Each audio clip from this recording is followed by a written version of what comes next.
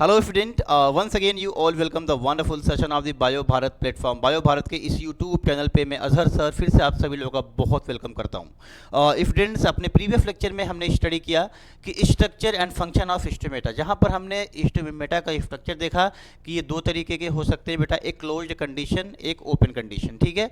और हमने पढ़ा कि स्टोमेटा का फंक्शन क्या हो सकता है, तो वहाँ पर आपने स्टडी किया सर कि स्टोमेटा जो होते हैं वो टाइनी पोर्स होते हैं, लीफ में प्रेजेंट होते हैं, इनका काम होता है ट्रांसपायरेशन कराना, इनका काम होता है जब फोटोसिंथेसिस होती है, जब रेस्पिरेशन होता है तो गैसेस एक्सचेंज का काम इनका है। ये आप पूरी स्टडी प्रीवियस लेक्चर में कर चुके हैं।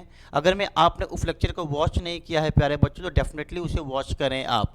आज ये टॉपिक लाने का सीधा सा इंटेंशन था प्यारे बच्चों कि कभी कभी बोर्ड एग्जाम में डायरेक्ट क्वेश्चन पूछ देता है, level the part of stomata, label the part of stomata, stomata के हर एक पार्ट को लेबल्ड करो। तो वहाँ पर कन्फ्यूज़न होती है, वहाँ पर क्या होती है, कन्फ्यूज़न होती है। समझ में आ रहा है? तो किसी भी पार्ट को लेके आपके दिमाग में कोई कन्फ्यूज़न ना रहे। तो आइए देख लेते हैं कि स्टोमेटा के अंदर क्या क्या पार्ट्स होते हैं। डाउट एकदम क्लियर हो जाएगा प्यारे बच्चों।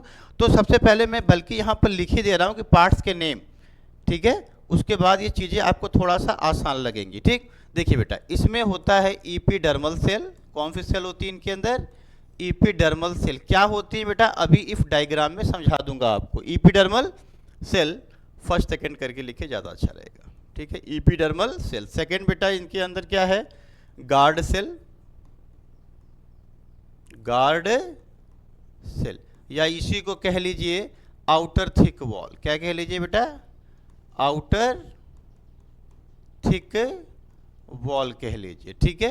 और थर्ड इनके अंदर क्या होगा प्यारे बच्चों, इनर थिक वॉल भी होगा,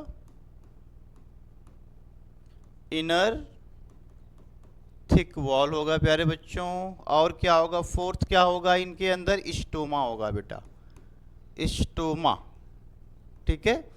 स्टोमा हो गया प्यारे बच्चों। और इनके अंदर क्या होगा, ठीक है, क्लोरोप्लास्ट होगा, क्लोरोप्लास्ट होगा बेटा। और इनके अंदर वैक्यूल्स होगा बेटा, क्या होगा, वैक्यूल्स भी होगा। और इनके अंदर इनका न्यूक्लियस भी होगा बच्चा, क्या होगा, न्यूक्लियस होगा। और क्या होगा बेटा, स्टोमेटल पोर भी होगा, स्टोमेटल पोर भी होगा प्यारे बच्चों, ठीक है। तो इतनी सारी चीजें बेटा यहाँ पर आप देख रहे हो, ये सारे पार्ट्स हैं किसके, स्टोमेटा के पार्ट्स हैं। अब देखने से लगेगा सर इतना छोटा सा छोटू सा डायग्राम है और इतने ढेर सारे नाम है ना, तो नाम है तो है, पढ़ना पड़ेगा। चलो यहाँ पर ध्यान से देखते हैं प्यारे बच्चों, आओ ध्यान से देखो, सब लोग फोकस करके यहाँ पर ध्यान से सुनो।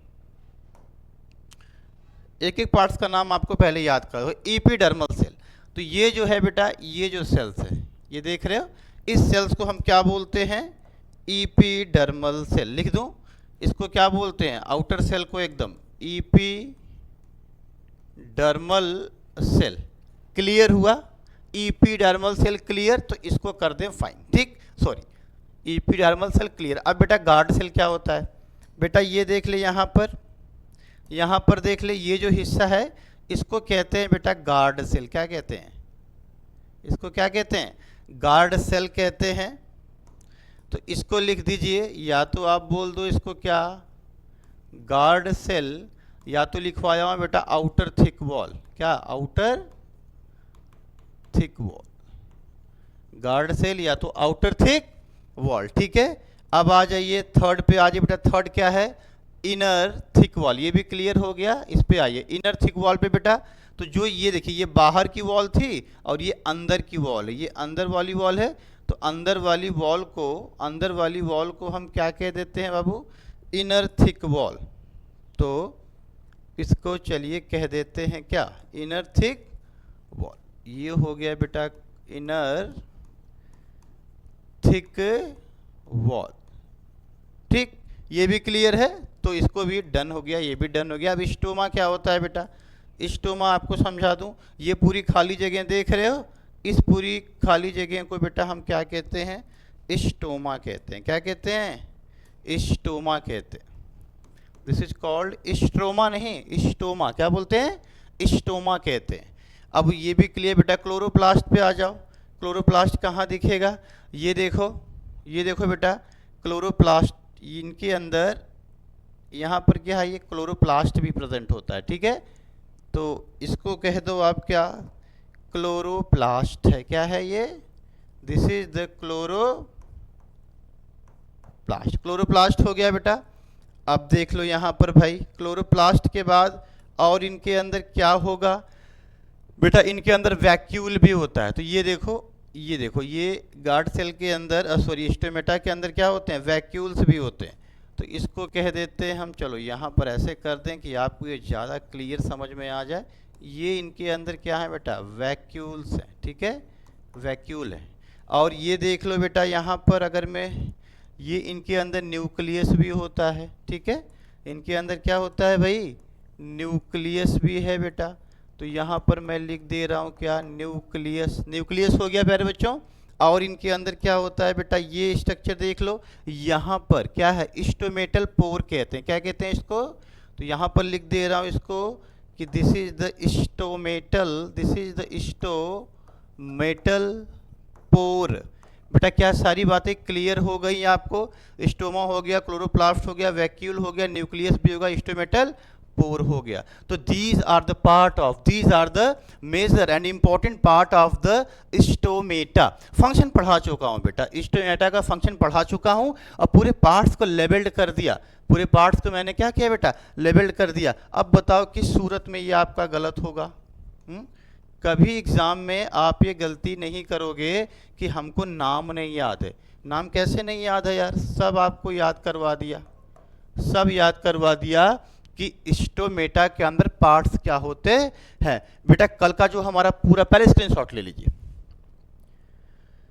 ओके प्यारे बच्चों, कल का जो हमारा पूरा लेक्चर बेस्ड होगा बेटा, वो बेस्ड होगा फोटोसिंथेसिस इन डिजर्ट प्लांट, या फोटोसिंथेसिस इन जीरोफिटिक एरिया।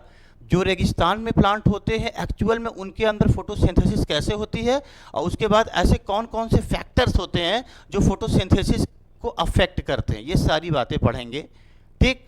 तो तब तक के लिए बेस्ट ऑफ लक। इसी तरीके से आप हार्ड वर्क करते रहिए। अगर मैं प्यारे बच्चों आपको बायो भारत प्लेटफॉर्म के ऊपर नए हैं तो इस चैनल को सब्सक्राइब और लाइक करना ना भूलें। चैनल को थोड़ा सा शेयर करें आप, जिससे इस चैनल को की थोड़ी सी ग्रोथ हो सके। और मैं चाहता हूं कि सारी चीज़ें होती कैसे हैं, जब एक दूसरे से लिंक होता है बेटा।